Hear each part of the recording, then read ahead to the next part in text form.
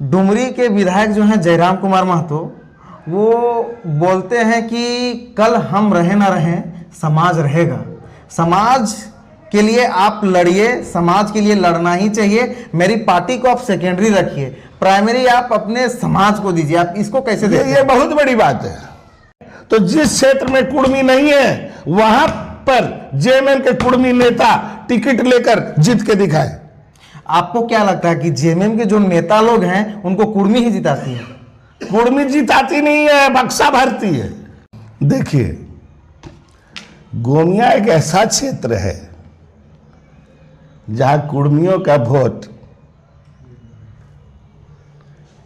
कितना है आप अंदाज लगा सकते हैं कि कोई भी पार्टी कुर्मी को छोड़कर दूसरे को टिकट देने का हिम्मत नहीं रखती है। अच्छा, आप यहां देखिए, जेल कैंप में भी कुर्मी को टिकट मिला, आसू बीजेपी मैंने एनडीए गठबंधन में भी मिला और इंडिया गठबंधन में भी मिले जी। जेएमएम वालों का मुंह अभी तक नहीं खुला है।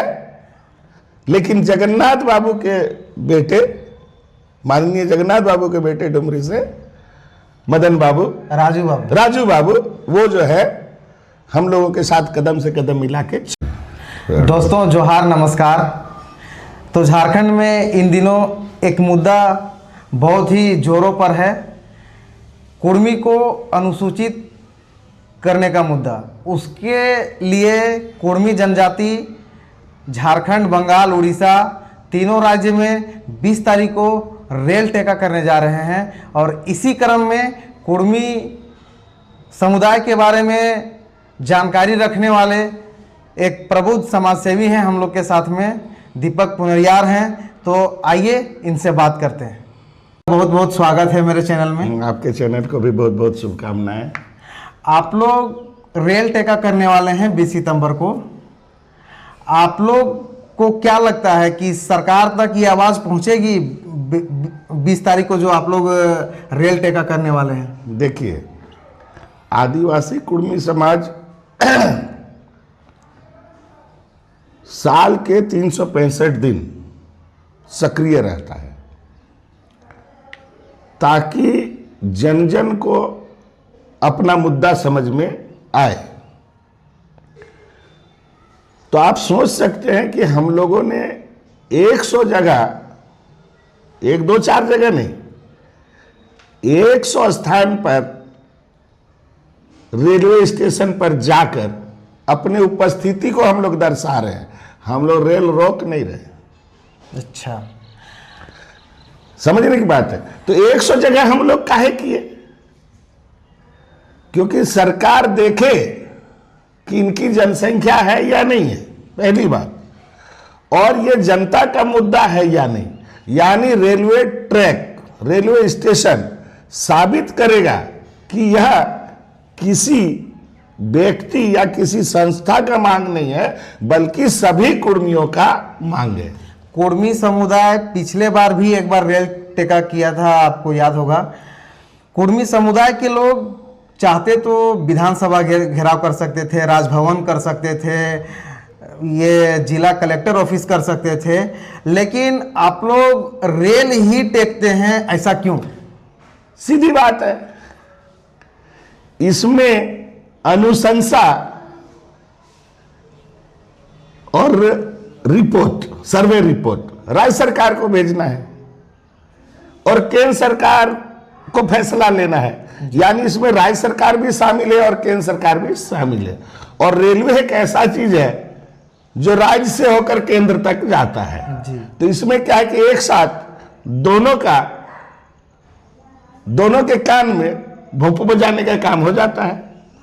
पिछले बार जब आप लोग रेल टेका किए थे, बृहद रूप से किए थे, उसके बाद क्या हुआ? देखिए, जैसे ही हम लोग रेल टेके, उस समय तो 4 ही स्टेशन पर हुआ था।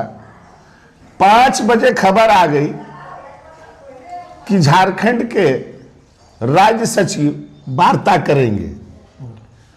तो हम लोगों ने बात मान ली कि हाँ भाई, सरकार जाग गई है, सरकार अब हमारी सुनेगी। तो सरकार सुनने के लिए तैयार हो गई। तो हम लोग किस लिए हल्ला कर रहे हैं? क्यों? अब आप समझ सकते हैं कि हम लोग फरवरी में ही चिट्ठी दिए हैं कि हम लोग 20 सितंबर को रोकेंगे। तो सरकार इतने दिन तक नहीं जागी, अब 20 के बाद भी जागेगी कि नहीं वो हम लोग को देखना है। तो जागी, वार्ता के लिए बुलाई, हम लोग जाके अपनी बातों को रखे।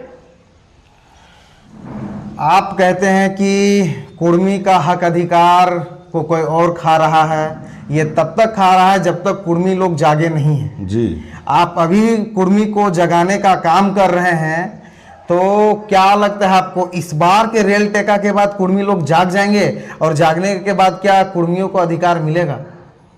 कुर्मियों को अधिकार अवश्य मिलेगा, कोई रोक नहीं सकता है। क्यों? आप गौर कीजिए, यहां 24% वर्तमान में अधिसूचित है जनजाति, जी तो उनको 24% मिल रहा है। जी। छत्तीसगढ़ में 36% है, तो वहां 36% मिल रहा है। और झारखंड में वो 24 और हम 24, तो 48% होगा। तो आरक्षण का दायरा बढ़ेगा कि नहीं बढ़ेगा? बढ़ेगा। आरक्षण का दायरा बढ़ेगा। अच्छा, एक चीज़ ऐसा है कि यहाँ छोटा नागपुर के पठार में जो झारखंड, मूल रूप से झारखंड, बंगाल, उड़ीसा, यहाँ पे तो कुर्मियों को आप कहते हैं कि छोटा नागपुर के पठार में ही कुर्मी जनजाति थे। क्या और स्टेट में बाहर जैसे कर्नाटका, आंध्रा, ये सब में भी कुर्मी जनजाति हैं? झारखंड, बंगाल, उड़ीसा छोड़ करके इसी बात को समझना है, इसी बात को समझना है। KURMI स्पेलिंग है, KURMI कुर्मी है, जिसको लोग कुर्मी कहता है। तो बिहार में भी ये टाइटल है, जी है, यूपी में भी ये टाइटल है, MP में भी है, बाकी जगह नहीं है। जी बाकी जगह नहीं है, बिहार, यूपी और MP में है। तो क्या ये तीनों जगह का, तो छोटा नागपुर पठार जिसको हम कहते हैं, उसके पास एक KURMI है, बिहार में एक KURMI है, यूपी में है और MP में है। क्या ये चारों KURMI समान है? नस्लीय तौर पर, जी नस्ल के आधार पर, भाषा के आधार पर, संस्कृति के आधार पर, जी कस्टम के आधार पर, क्या ये एक है? DNA के आधार पर क्या ये एक है? ये एक नहीं है। अच्छा, तो जो छोटा नागपुर के पठार के अंदर है, क्योंकि इनकी मूल भूमि छोटा नागपुर की पठार है, और एकदम से मूल भूमि कहिएगा तो वो मानभूम है। अच्छा इनका मूल भूमि, जिसको कुर्मी के भाषा में बीजू बॉन बोला जाता है, अच्छा अच्छा, बीजू बॉन बोला जाता है, यानी वो एकदम से कोर है, बीज है। हाँ, और मानभूम का मतलब आप समझ सकते हैं कि अभी का पुरेलिया और अभी का धनबाद, अच्छा, उस पूरे क्षेत्र को आप घेर दीजिए तो वो पूरा का पूरा मानभूम क्षेत्र जो है वो कुर्मियों का मूल स्थान है। जैसे जैसे पॉपुलेशन बढ़ता गया, चारों दिशा में वो बढ़ते चले गए, तो बढ़ते बढ़ते उड़ीसा, मयूरभंज तक चले गए। अच्छा, वो पलायन नहीं किए हैं, क्रमशः जैसे जैसे उनकी आबादी बढ़ती गई, उनके गांव बढ़ते गए, वो क्रमशः बढ़ते चले गए। तो उधर मेदिनीपुर तक चले गए, पूरब में मेदिनीपुर तक चले गए, और पश्चिम में सरगुजा तक, और उत्तर में तो अभी आप देखिएगा कि राजमहल के पहाड़ी तक। तो ये जो एक आइसोलेटेड एरिया है या विशेष भौगोलिक क्षेत्र है, इस भौगोलिक क्षेत्र में कुर्मी रिफुजी के तरह नहीं है। यह गौर करने वाली बात है। वो खुद से जंगल को साफ किया है, खुद से खेत बनाया है, और खुद से गांव बसाया है। इस बात को अंग्रेजों ने भी महसूस किया था और मुगलों ने भी महसूस किया था। इसलिए 1793 में ही जब पहला जमीन का सेटलमेंट होता है, उस समय यहां 3 तरह के रैयत थे। पहले रैयत को बोला गया कदीमी खुदकास्त, कदीमी खुदकास्त, दूसरे को बोला गया खुदकास्त, और तीसरे को बोला गया पाइल। रैयत, पाइल रैयत, पाइल, हाँ आप समझ रहे हैं, पाइल, पाइल समझ पाइल रहे हैं। कुड़माली शब्द है जी। और कदीमी फारसी शब्द है। अच्छा। तो कदीमी का मतलब होता है प्रीमिटिव, अति प्राचीन, खुद कास्ट, कास्ट माने कृषि करना, जी। और खुद माने स्वयं, यानी अति प्राचीन स्वयं से कृषि करने वाला, और ये सिर्फ कुर्मी को माना गया। अच्छा। तो यहां का सबसे प्राचीन खेतीहर कृषक कौन था? जो जंगलों को साफ करके अपना खेत बनाया, अपना गांव बनाया, वो कुर्मी था। अभी संथाल, मुंडा, उरांव, ये भी जो जनजाति हैं, ये सब भी कहते हैं कि हम यहाँ के आदिकाल से रह आदिवासी मूल जो है हम हैं। वे कुर्मी जो अभी एक मैंने बयान सुना था, वो कह रहे थे कि कुर्मी जनजाति पहले हम लोग पर छी थू थू करता था, संथाल, मुंडा, उरांव पर, और आज आदिवासी क्यों बनना चाह रहा है, आज आदिवासी के होड़ में क्यों है? कहीं ना कहीं ये लोग आरक्षण लेना चाह रहे हैं। वे लोग का कहना है कि आप आरक्षण के चलते आना चाह रहे हैं, आप आदिवासी हैं नहीं। देखिए, जो लोग जानते समझते नहीं हैं वो लोग बोलते हैं। इतिहास गवाह है कि संताल, मुंडा, उरांव या जो भी जनजाति रहे हैं, सभी कुर्मी के घर में भात खाते हैं। अच्छा। तो कुर्मी अगर उनके साथ घृणा रखता तो फूल सहिया और एक दूसरे के साथ खाना पीना क्या नहीं चलता है?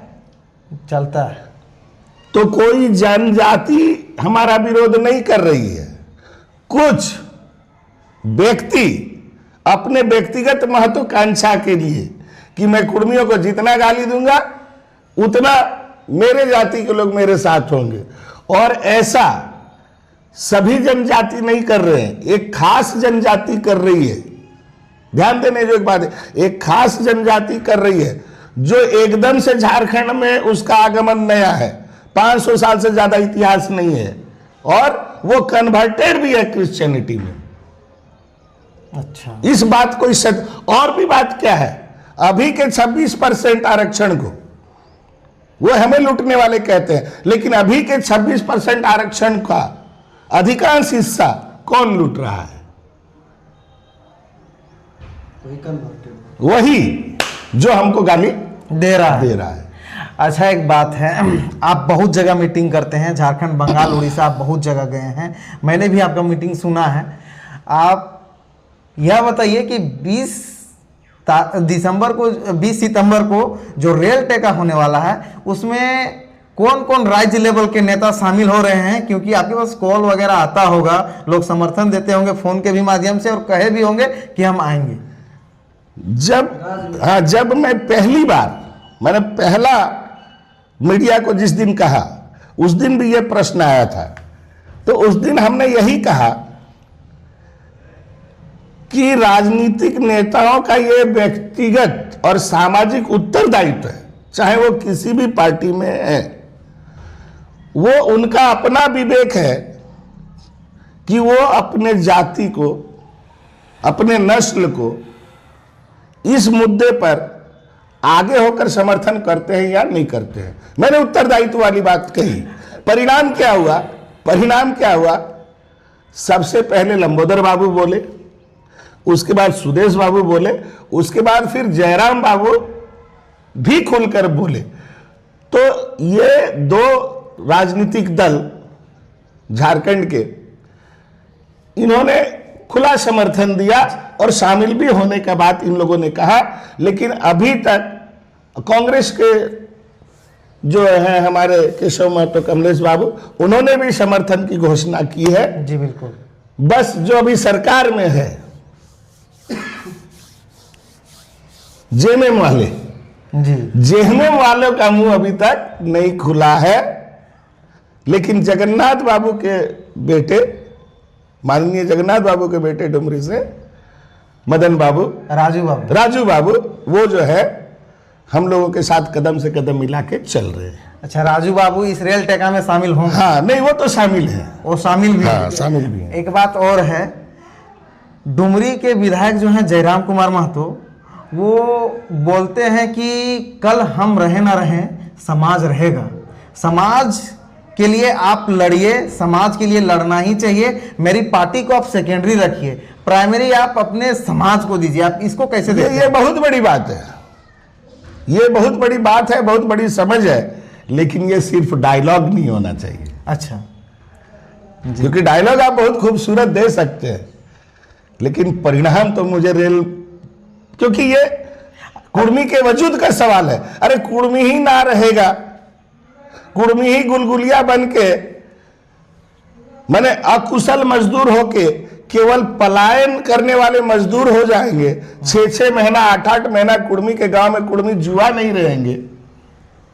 तो उस दुख को समझिए, और उस दुख को समझकर पहले कुर्मी को जिंदा रखिएगा, तब तो कुर्मी पर राजनीति कीजिएगा।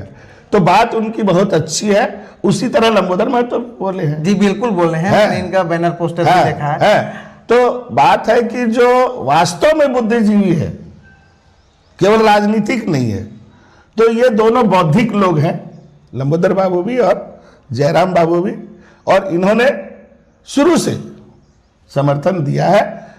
इनके समर्थन पर समाज को अविश्वास नहीं है। नहीं है, मतलब आप मानते हैं कि जयराम महतो का जो यह स्टेटमेंट है, यह सिर्फ डायलॉग नहीं है?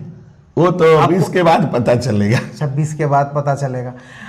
आपका जो घर है कसमार में है, खैरा चातर में, और वहाँ से वहाँ के सांसद हैं चंद्र प्रकाश चौधरी, और ये बहुत बड़ा मायने रखता है कि इसका माने जो काम करना है केंद्र से होगा, और यहाँ के लोकल सांसद जो हैं चंद्र प्रकाश चौधरी हैं, वो इस रेल टेका को किस तरह समर्थन दे रहे हैं? देखिए, जब उनकी पार्टी समर्थन कर रही है, सुप्रीमो बोल चुके हैं जी, और वो चूंकि खुद कम बोलते हैं, तो और लंबोदर बाबू जब सक्रिय है ही, तो अविश्वास का जगह नहीं है। और जहां तक बात है कि जब भी केंद्र में कोई चिट्ठी देनी होती है जी, अभी हाल में ही देखे होंगे कि 6 सांसद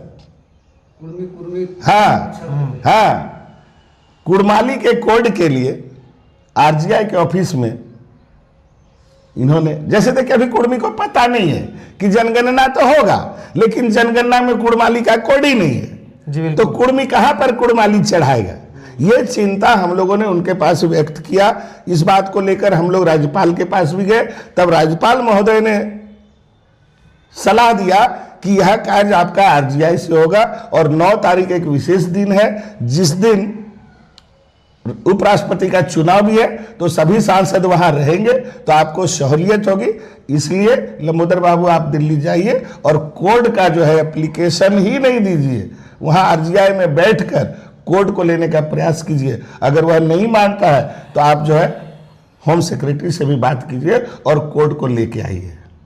तो जहां पर उन लोगों का काम है, जहां हमारे सदस्य कर सकते हैं, तो हम देख रहे हैं कि आंसू इधर कर रही है, जयराम बाबू भी कर रहे हैं, उन्होंने भी कुड़माली का मुद्दा उठाया। आज देखिए कुड़माली पर हर जिले में चिट्ठी निकल रही है और उसको पता किया जा रहा है डायरेक्ट पूछकर कि र होगा या ड़ होगा। तो र की लड़ाई में जयराम बाबू भी मुखर है और प्रभावी है, तो जो जहां है अपने प्रभाव का उपयोग कर रहा है। लेकिन दुख है कि जेएमएम में हमारे विधायक रहते हुए भी जो काम मेरा आसानी से हो सकता था, उसके लिए हमें रेल टेका करने का जाना पड़ रहा है। अरे अगर आप समर्थन दिए हो, यानी 24% कुर्मी का भी समर्थन आप दिए हो जी। और ऐसा कभी भी नहीं रहा है झारखंड के इतिहास में कि वहां पर जेएमएम के पास कुर्मी नेता ना रहे हो। तो ये यहां पर जेएमएम को अपनी ईमानदारी दिखानी थी कि जब पार्टी का आपका गठन हुआ था, द्वितीय अधिवेशन में आपने संविधान में लिखा था कि कुर्मी को अधिसूचित किया जाएगा। जुंझको मीटिंग में शिबू सोरेन जी खुद बोले हैं, तो आखिर उन लोगों की ईमानदारी कहां गई? झारखंड लड़ते समय साथ और झारखंड मिलने के बाद बेगाना। सिल्ली से एक विधायक हैं अमित महतो, वो कहते हैं कि हमारे जो नेता हैं आदरणीय हेमंत दा अगर कहेंगे तो हम समर्थन देंगे। या फिर एक बार और कुर्मी आक्रोश रैली मोराबादी में हुई थी, मैं वहाँ का साक्षी हूँ, गवाह हूँ। वहाँ भी उन्होंने कहा था कि वहाँ वो शामिल हुए थे, उस समय तत्कालीन विधायक भी थे। उन्होंने कहा कि मैं पहले हेमंत दा से पूछ लिया, उन्होंने कहा कि जाओ, तब वो यहाँ पर शामिल हुए हैं कुर्मी के रैली में। इसको आप कैसे देखते हैं? देखिए, बहुत अच्छी बात है। इससे साफ साफ पता चलता है कि उनके लिए जाति गौण है, जाति महत्वपूर्ण नहीं है जी, उनके लिए पार्टी महत्वपूर्ण है। साफ झलक रहा है कि जो जेएमएम के नेता नहीं बोल रहे हैं वो पार्टी को महत्वपूर्ण बना रहे हैं, जाति को नहीं। आपके लेकिन जैसे ही फिर चुनाव आएगा जी, अरे मैं तो उनसे यही पूछता हूं कि उनकी पार्टी क्या देखकर टिकट दी, उनका चेहरा देखकर या कुर्मियों की जनसंख्या देखकर? अगर चेहरे में इतना दम है और पार्टी में इतना दम है तो जिस क्षेत्र में कुर्मी नहीं है वहां पर जेएमएम के कुर्मी नेता टिकट लेकर जीत के दिखाए। आपको क्या लगता है कि जेएमएम के जो नेता लोग हैं उनको कुर्मी ही जिताती है? कुर्मी जिताती नहीं है, बक्सा भरती है। अच्छा, पहले बक्सा भरेगा तब जीत वोट आएगा। हरदम याद रखिएगा कि जब तक आपके बक्से में नहीं रहेगा तो बक्सा कौन भरता है? यानी अगर आपके पास 50 से 60% वोट नहीं है आपके पास तो 30-40% वोट आके नहीं घुसेगा। आप यही देखिए, गोमिया एक ऐसा क्षेत्र है जहां कुर्मियों का वोट कितना है आप अंदाज लगा सकते हैं कि कोई भी पार्टी कुर्मी को छोड़कर दूसरे को टिकट देने का हिम्मत नहीं रखती है। अच्छा, आप यहां देखिए, जेलकेम में भी कुर्मी को टिकट मिला, आजसू बीजेपी माने एनडीए गठबंधन में भी मिला और इंडिया गठबंधन में भी मिला, यानी तीनों कुर्मी। इसका मतलब यहां का बक्सा भी कुर्मी भरता है और निर्णय भी कुर्मी करता है, यह तो स्पष्ट है। और आप कुर्मी के मुद्दे पर अगर आज नहीं बोल रहे हैं, यानी सीधे सीधे कुर्मी को आप नकार रहे हैं, और इस नकार का परिणाम आने वाले समय में उन कैंडिडेटों को मिलेगा, जवाब देंगे। असल में होता क्या, वे लोग सोचते हैं कि इन लोग तो कमजोर है, भीख मंगा है। अच्छा, 200 रुपया में कैडर बिकता है। जब वे लोग फील्ड में घूमते हैं तो कैडर को 200-500 पकड़ा देते हैं तो कैडर पीछे पीछे घूमता है, तो उन लोग सोचता है अरे कहां जाएगा, इन लोग तो 200-500 का मालिक है। लेकिन वही 200-500 का मालिक जिसको आप 200-500 में गुलाम लगाते हैं, वो 2000 से 5000 खर्चा करके रेल ट्रेन रोकने जाएगा और वहां पर वो आपको नहीं पाएगा तो आपको छोड़ेगा। आपकी विश्वसनीयता तो खत्म हो रही है समाज में। अच्छा, समाज से ही उठे थे और समाज से ही विश्वासघात कर रहे हैं, तो समाज आपको कितना दिन साथ देगा? एक बात और, अभी कुछ जिनके पास थोड़ा कम नॉलेज है या फिर ऐसा कुछ है, वे लोग अनाप शनाप बयान दे रहे हैं सोशल मीडिया में कि कुर्मी लोग ये आदिवासी जो है पैदा होता है, बना नहीं जाता है। अब देखे होंगे तो वे लोग जो है संथाल, मुंडा, उरांव, आपको आपके जानकारी के अनुसार हम पूछना चाहेंगे, क्या जो वे लोग बंगाल में हैं, असम में हैं, तो क्या वे लोग वहाँ भी ट्राइब हैं कि सिर्फ झारखंड में ही ट्राइब की उनकी मान्यता है? यही तो समझने की बात है कि आप किसी स्टेट में ही विशिष्टता पा सकते हैं अगर उस स्टेट के आप पुराने बासिंदे हैं। दुनिया जानती है कि आसाम में इन लोग गए हुए 200-250 साल हुआ है। जी, सभी को जानता है कि माइग्रेटेड है उन लोग, जी, बाहरी से आया हुआ है। यानी बाहरी से, जैसे ही आप बाहर स्टेट से किसी स्टेट में जाते हैं तो आपके साथ आपका नस्ल तो जाता है, लेकिन वो विशिष्ट अधिकार देना ना देना राज्य सरकार का बात है। भारत में यूनिवर्सल बात नहीं है कि एक आदिवासी, अगर कोई ट्राइब है जम्मू कश्मीर में तो वो कन्याकुमारी में भी जाकर ट्राइब ही रहेगा, ऐसा हमारा यहाँ का संविधान में नहीं है। अच्छा। आप देखेंगे कि और भारत में आप देखेंगे कोई कहीं पर ट्राइब है तो वही आदमी कहीं पर ओबीसी है, फिर वहीं पर कोई आदमी एससी है। जैसे हमारे यहाँ शूड़ी लोग बैकवर्ड क्लास में है, जी। लेकिन वही आप बंगाल में जाइए शूड़ी लोग एससी है। अच्छा, बंगाल में जो सुड़ी लोग हैं एससी है और यहाँ के सुड़ी वही मंडल लोग, जिन लोग हाँ, मंडल बिल्कुल, सुड़ी जो बिल्कुल, लोग हैं। बिल्कुल बिल्कुल। एक बात और भी है, हाँ। आप कहते हैं कि हु इज ओरिजिनेटर ऑफ करम।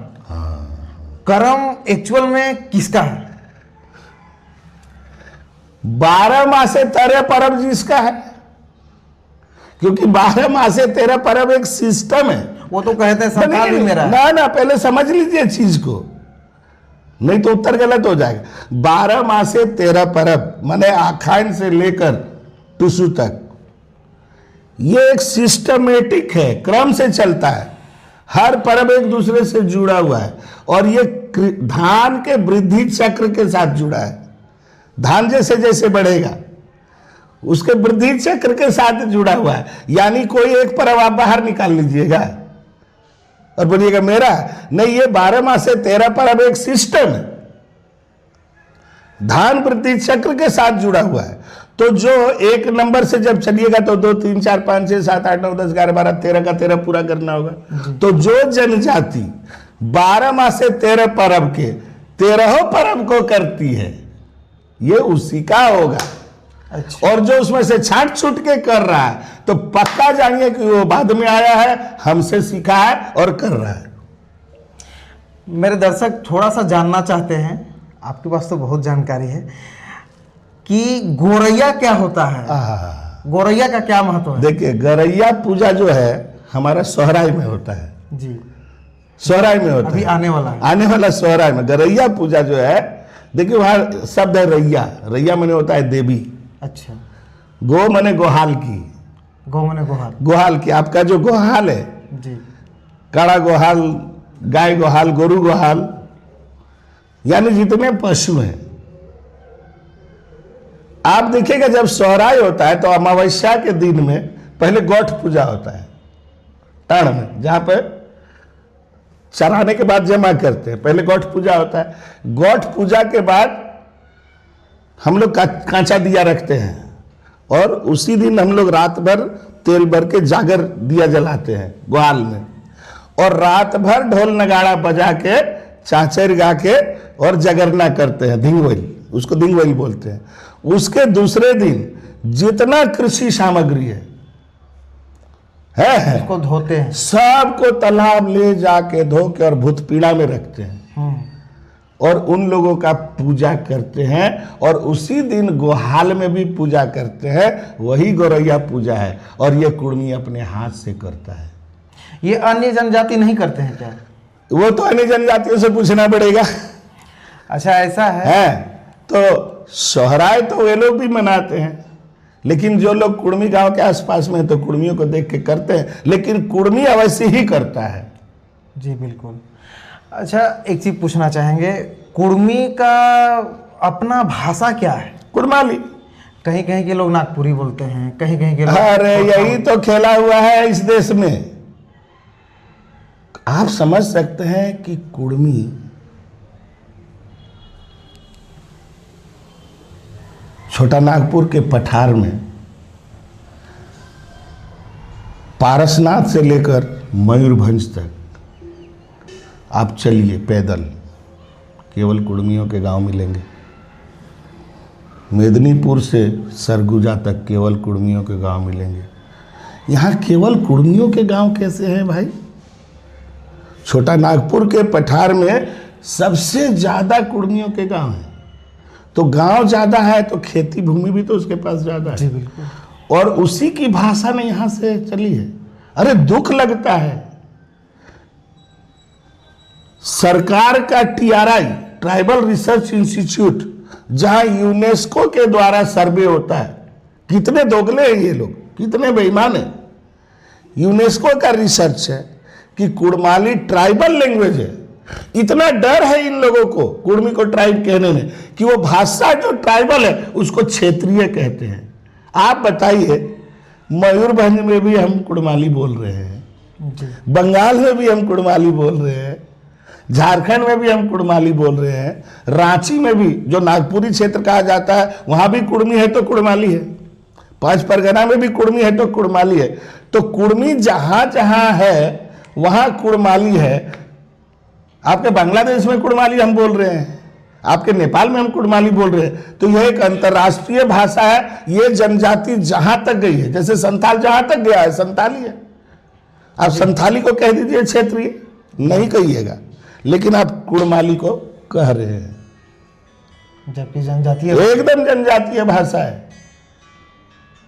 और सर्वे भी बोला, यूनेस्को का सर्वे जिसमें TRI के सभी विद्वान लोग हैं, सभी भाषाओं के विद्वान लोग भी हैं, वह साफ साफ लिखा गया कि नगपुरिया, पचपरगनिया और खोरठा लेंगुआ फ्रेंका है। लेंगुआ फ्रेंका है यानी जनसंपर्क की भाषा है। अच्छा। और कुड़माली कुड़मी की भाषा है, वो जनजातीय है, हाँ जनजातीय भाषा है। दूसरे समुदाय के लोगों संपर्क। देखिए, जब क्या होता है कि किसी क्षेत्र में बाहर से जब लोग आते हैं, बाहर से लोग आते हैं तो उनके पास एक अपनी भाषा होती है और वहाँ उस क्षेत्र में बोलने वाले लोगों की अपनी भाषा होती है। और जब वो दोनों भाषा मिक्स होती है तो एक नया भाषा तैयार होता है। जैसे भारत में एक नया भाषा तैयार हुआ है, उर्दू। अच्छा, उर्दू एक नया भाषा पैदा हुआ है। अच्छा, भारत का भाषा था, दुनिया में कहीं नहीं था। तो भारत का विभिन्न भाषा मिलके उर्दू पैदा हो गया। एक विषय और है, फारसी के साथ मिलके। कुड़माली और बांग्ला मिलता जुलता थोड़ा बहुत है। तो कुछ लोग कहते हैं या फिर ऐसा लगता है कि कुड़माली जो है, कुड़माली का उद्गम बांग्ला से हुआ है। अरे सुनिए, सच्चाई ये है ना कि बांग्ला ही जन्मा है 300 साल पहले, हिंदी जन्मा है 200 साल पहले। अगर ये भाषाएं पहले से रहती अगर हिंदी, तो तोर आज हिंदी को है पारो और तोर बेटवाई नहीं, ऐसा आप अभी हम लोग अभी हाल में स्कूल से हम लोग देखे, स्कूल में जब जाइएगा देखिएगा बच्चा लोग घर आंगन में अलग भाषा बोलता है और स्कूल में जाके अलग भाषा बोलता है। हिंदी में उन लोग मिक्स कर देता है। बोलेगा मास्टर, हेड मास्टर डाको, हेड मास्टर बुला रहे नहीं बोलेगा, प्रिंसिपल बुला रहे नहीं बोलेगा, बोलेगा डाको। ये डाको कहां से सुना? अपने घर में सुना जी। तो ये कहना सही नहीं, ये कहना सही है कि कुड़माली से उन लोग बांग्ला का उद्गम नहीं हुआ है। कुड़माली का सब कोई उपयोग करता है। नागपुरी को पता कीजिए कितना प्रतिशत, माने ये सभी भाषाएं हिंदी तक 33% कुड़माली का शब्द उपयोग करता है। बंगला 50-55% करता है, पचपरगनिया 90% करता है, खोरठा 80% करता है, नागपुरिया भी 60-70% करता है। आप गूगल में जाइए देखिएगा। अच्छा, आप रांची जाइए, आप गोमिया के हैं, उन लोग से बात कीजिए, कौन सी बात आपको नहीं समझ में आती है? न नाउन बदल रहा है, न प्रोनाउन बदल रहा है, न वर्ब बदल रहा है, न एडजेक्टिव बदल रहा है। क्या बदल रहा है? सिर्फ टोन। तो आप बताइए, हिंदी का जो टोन झारखंड में है, क्या वही मध्य प्रदेश में है? नहीं है। क्या वही यूपी में है? नहीं है। क्या वही दिल्ली में है? क्या वही कश्मीर में है?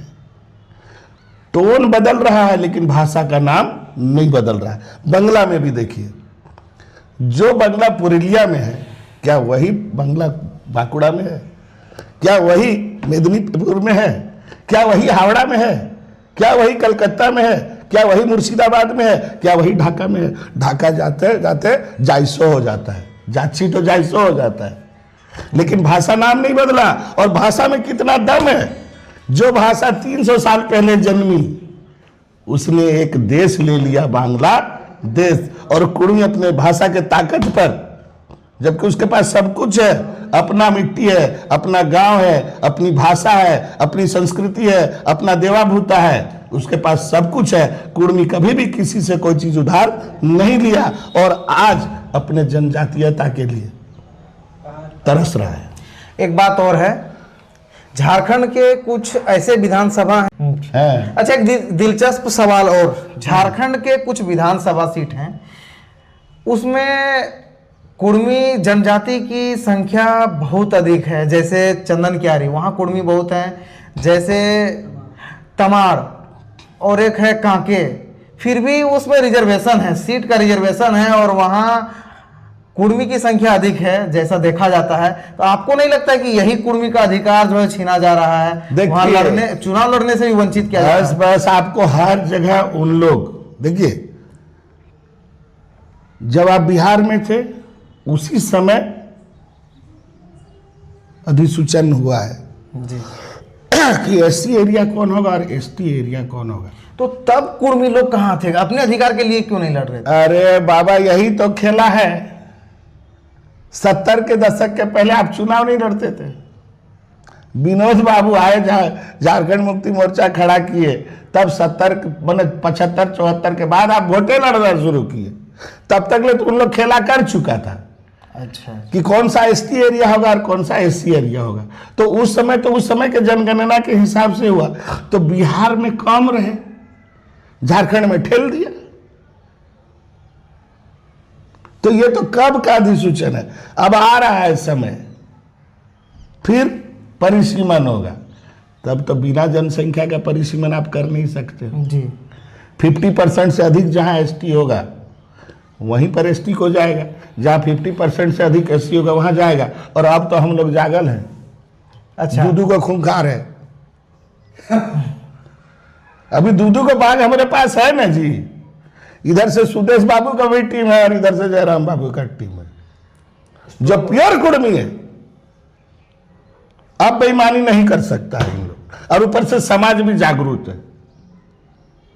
अब हम लोग सोए हुए नहीं है। परिसीमन में इन लोग को हम लोग दांत कस देंगे। आपको अच्छा कभी लगता है कि आपका चंदन क्यारी में, कांके में या तमाड़ में कभी आपका विधायक रहेगा? क्यों आपकी नहीं? जनजाति से? जैसे ही परिसीमन होगा तो 50% एससी होगा, तब न देंगे। जी बिल्कुल। अब तो अन्य जातियां भी तो बोलेंगी ना, मैं ही क्यों बोलूंगा, अन्य जातियां भी तो बोलेंगी कि 50% जहां एसटी है वहां एसटी होगा। 50% से अधिक होगा तब हम रिजर्व होने देंगे, नहीं तो नहीं होने देंगे। अब जहां 50% वो भी होगा, 50% कुर्मी भी होगा, तो आओ मैदानी जंग होगा कि नहीं होगा? जी बिल्कुल। तो पहले जो काना भाग कर चुका है, बंदर बाट कर चुके हो, अब नहीं होने वाला है। इसीलिए है ना, देखिए युग बदलता है। उस समय हमारा धोखा खाने का समय था, हमारे लोगों को भाषा में बेवकूफ बनाया गया, क्षेत्र में आपके शक्ति को कम किया गया। आप सोच लीजिए, आखिर तो हम लोग सब बिहार बंगाल में थे, सब बंगाले में न थे। जी बिल्कुल। 1912 में बिहार अलग हुआ बंगाल से जी। 31 में बिहार से उड़ीसा अलग हुआ और 2000 में हम लोग अलग हुए। सभी अगर अभी बंगाले में रहते तो आपको 3 अलग अलग स्टेट में डाल दिया गया, 3 अलग अलग भाषा आपको 2 पीढ़ी पढ़वा दिया। तो जिस समय आप एक साथ थे आपकी भाषा नहीं बदली थी। अच्छा, उस समय के लोग सिर्फ कुड़माली जानते थे। बस 1903 में जीए ग्रियर्सन जो नक्शा दिया है वो पूरे क्षेत्र को कुड़माली दिखाया है। उसके बाद जो है खोरठा, नागपुरी, ऐसा बाद का जन्मल है। और कुर्मी जो है हम लोग इस आंदोलन में इसीलिए आए। इस आंदोलन में आने का बस मेरा एकमात्र कारण था कि एक आदमी बोका हो सकता है, 2 आदमी बोका हो सकता है, करोड़ों कुर्मी बोका हो गया। अरे बाबा, एक छोटा सा सत्य को नहीं पकड़ पाया कि मैं कुर्मी हूं और मेरी भाषा कुड़माली है और मैं जनजाति हूं। एक चिट्ठी को नहीं समझ पाया 1913 का। बस हमने कसम खा लिया कि कोई माने ना माने मैं ये बातें उजागर करूंगा। और आज आप देख रहे हैं कि कुर्मी भी सरकार को स्वीकार करना पड़ा, कुड़माली भी सरकार को स्वीकार करना पड़ा। अब सिर्फ हमारे लोगों को नेगाचारी स्वीकार करने की देरी है। और जिस दिन कुर्मी नेगाचारी को स्वीकार कर लेगा, दुनिया को दिखाई पड़ेगा कि कुर्मी एक जनजाति है और तुम्हारे ऊपर वो प्रश्न चिन्ह खड़ा नहीं करने सकेगा। क्योंकि जनजाति कौन होता है? जिसके पास आदिम लक्षण होता है, विशिष्ट संस्कृति होती है, साइनेस ऑफ कॉन्टेक्ट होता है, दूसरे से बेमतलब का घुल मिल नहीं, चलिए ज्योग्राफिकल आइसोलेशन होता है, यानी एक विशिष्ट क्षेत्र भी दिखाई देगा। और इकोनॉमिकली और एडुकेशनली तो आप बैकवर्ड है, तो पते है। तो ये पांचों चीज कुर्मी का दिखाई पड़ेगा आने वाले समय में, उसी दिन जिस दिन कुर्मी कुड़माली को और नेगाचारी को स्वीकार कर लेगा। अच्छा दादा, अभी आप लोग कुर्मी जो है जनजाति अनुसूचित होने की लड़ाई लड़ रहे हैं। आपको 1950 में हटाने का मुख्य कारण क्या था? देखिए, समझ का फेर है। 1913 की चिट्ठी क्या है, पहले इसको समझिए। 1913 की चिट्ठी आपको मुक्त करती है, किससे? भारतीय उत्तराधिकार अधिनियम से, यानी सिविल के कानून से। क्यों? क्योंकि आप ट्राइब हैं, आपका जांच किया एचएच रिजले और बताया कि ये ट्राइब है। आप ट्राइब हैं, इसलिए भारतीय उत्तराधिकार अधिनियम से बाहर है। और इसकी घोषणा कौन करती है? भारत सरकार अपने नोटिफिकेशन में 1913 में। और आप आज भी भारतीय उत्तराधिकार अधिनियम से बाहर है, तो आपको वो ट्राइब से हटाया है? नहीं हटाया है। आप तब भी ट्राइब थे और अभी भी ट्राइब है, केवल कपट किया गया है, छल किया गया है। किन लोगों के द्वारा? जो लोग उस समय सत्ता चाह रहे थे, और उन लोगों ने देखा कि इतनी बड़ी आबादी को अगर ट्राइब कर दिया जाएगा तो हम लोगों को कहीं जगह, ये छल है, कपट है। क्यों? अधिसूचित नहीं करने का कारण केंद्र सरकार के पास भी नहीं है। आप आरटीआई डालो, केंद्र सरकार से पूछो कि क्या आपने हमें हटाया है। अगर हटाया रहता तो हम अभी भी तो भारतीय उत्तराधिकार अधिनियम से बाहर हैं। तो वो चिट्ठी निकली थी कि ट्राइब के पास चूंकि अपना कस्टमरी लॉ होता है, अपना कस्टम होता है, जिसको वो लोग चीख चीख कर कहते हैं रूढ़ी प्रथा, रूढ़ी प्रथा, रूढ़ी प्रथा। तो तुम्हारे पास रूढ़ी प्रथा था, मेरे पास भी रूढ़ी प्रथा था, तब न ट्राइब मानकर सरकार बोली कि आप रूढ़ी प्रथा में चलिए, आपको भारतीय उत्तराधिकार अधिनियम से चलने का जरूरत नहीं है। मूल बात यह है। तो जिनके पास रूढ़ी प्रथा थी, ये लोग कहता है कहा कुर्मी के पास रूढ़ी प्रथा? अरे बेवकूफ, 1913 में रूढ़ी प्रथा होने के कारण ही ट्राइब में रहे, और भारतीय उत्तराधिकार अधिनियम से हम लोग अभी भी मुक्त है, एग्जेम्प्टेड है। तो हटाया कहां गया हमको ट्राइब से? केवल आप लोगों ने कपट करके हमें सूची में नहीं डाला है। हम लोग तो कह रहे हैं कि बताओ, हमको टेस्ट होने का थोड़ी जरूरत, हम तो टेस्टेड है और अभी हम फायदा उठा रहे हैं। दो फायदा उठा रहे हैं, सीएनटी एक्ट में भी फायदा उठा रहे हैं और सिविल कानून में भी उपयोग कर रहे हैं। तो और जितना नया घुसा है ट्राइब, उन लोग कोई इंडियन सक्सेशन एक्ट से बाहर नहीं है, और हम लोग इंडियन सक्सेशन एक्ट से बाहर है। तो कुर्मी तो इंडियन सक्सेशन, यही बात हमारे नेताओं को समझना चाहिए, यही हमारे जनता को समझना चाहिए कि आपके ऊपर भारतीय उत्तराधिकार अधिनियम, इंडियन सक्सेशन एक्ट 1865, जिसका संशोधन हुआ 1925 में, वो अभी भी लागू आपके ऊपर नहीं है। देखिए, मैरिज का फैसला आप खुद कर सकते हो, डिवोर्स का फैसला आप खुद कर सकते हो, एडॉप्शन कुर्मी करता नहीं है। अच्छा, एडॉप्ट नहीं? हाँ, डिवोर्स भी नहीं लेता है, वो तो सांगा बियाह करता है। सांगा होता तो है। सांगा बियाह तो क्या है? किस हिंदू में है सांगा बियाह?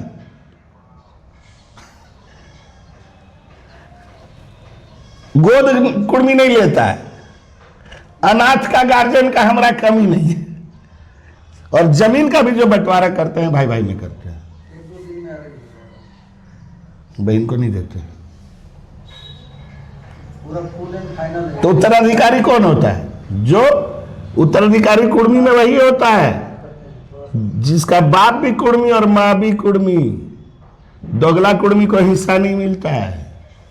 अच्छा, आप अगर दूसरे जात से शादी कर लिए तो आपका भाई का जन्मा आपके जन्मे को नहीं देगा, और आप कानून में भी नहीं जीत पाइएगा। इसलिए क्योंकि भारतीय उत्तराधिकार अधिनियम आपके ऊपर लागू नहीं होता है, वो सिर्फ लागू होता है हिंदू, सिख, बौद्ध और जैन पर। यही तो सच्चाई है। यही दो फायदा भी मिल रहा है हाँ। CNT और इसका। हाँ, जी बिल्कुल। इस बात को ही ज्यादा उजागर कीजिए कि कि आप CNT को छोड़िए, इंडियन सक्सेशन एक्ट आपके ऊपर लागू नहीं है। क्यों? क्योंकि आप ट्राइब है। इसकी चिट्ठी निकली 1913 में, उसी वही चिट्ठी फिर रिपीट होती है 1931 में, क्योंकि 1925 में इंडियन सक्सेशन एक्ट का भी संशोधन होता है। तो कौन कौन सी धाराएं नहीं लागू है आपके ऊपर? तो 300 के करीब है उसमें प्रावधान, और 290 धाराएं आपके ऊपर लागू नहीं है। क्यों? क्योंकि आप ट्राइब हैं। तो सिविल कानून में आप हमको ट्राइब मान रहे हो, और लाभ देने वाला सूची में माने एडमिशन रजिस्टर में नाम है, जो स्कूल का एडमिशन रजिस्टर में नाम है जी, लेकिन हाजिरी बही में क्लास में नाम नहीं है। तो हाजिरी बही में नाम नहीं होगा तो हमको दोपहर का खाना मिलेगा? नहीं मिलेगा। नहीं मिलेगा। साइकिल मिलेगा? नहीं मिलेगा। नहीं मिलेगा। किट मिलेगा? नहीं मिलेगा। नहीं मिलेगा। यही लड़ाई है कि जब एडमिशन रजिस्टर में नाम है तो सिविल में फायदा दे, सिविल में आप हमको मुक्त आप समझ सकते हैं भारत का उत्तराधिकार अधिनियम, यानी सिविल की लड़ाई आप अभी के कानून से नहीं लड़ सकते हो, वहां आपको जाने का जरूरत नहीं है, फैसला आपके हाथ में है, आप सुप्रीम कोर्ट है, समाज जो फैसला करेगा आपका वो अपना रूढ़ी परंपरा के अनुसार। तो सिविल का फैसला कुर्मी खुद कर सकता है, ये पावर 1913 की चिट्ठी देती है, वही चिट्ठी 1931 में भी देती है, और वो पावर मेरा अभी भी है। आप एक ट्राइब को कैसे हटा सकते हो? यहां हटाने और जोड़ने के बाद, अरे वहां आप जोड़ रहे हो क्यों? शेड्यूल क्यों कर रहे हो? क्योंकि तुम्हें सुविधा देनी पड़ेगी। आपने 5वां और 6ठा शेड्यूल लिखा है, क्यों? आप आदिवासी के ही मिट्टी पर देश, जो आदिवासी यहां का मूल मालिक है, और उस मूल मालिक के देश में तुम आके देश बनाए हो, तो मूल मालिकों को तो विशेष सुविधा देना ही पड़ेगा। तो ये स्टेटस की लड़ाई है। देश मेरा, मिट्टी मेरा, मेरे पुरखे पुराने, उनको आपने साइन करवाया है कि भारत में शामिल हो, और गद्दारी किससे हो रही है? मालिक से हो रही है। ये बात कुर्मी सोचे, एक आदमी विधायक, एक आदमी मंत्री नहीं, सारा सिस्टम आपका होगा। ये छोटी लड़ाई नहीं है, बहुत बड़ी लड़ाई है। भारत सरकार भी आपको धोखा दे रही है, राज्य सरकार भी धोखा दे रही है।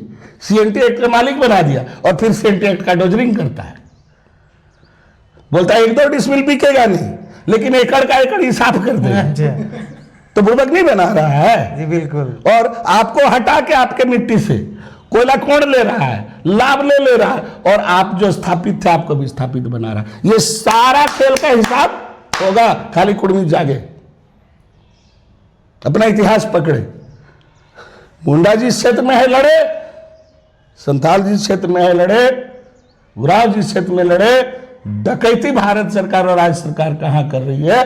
कुर्मी अपने लोहांचल और कोयलांचल में कर लेगा। ये तो स्टेटस की लड़ाई है कि मैं कौन हूं, मैं इस मिट्टी का भूमि फोड़ हूं।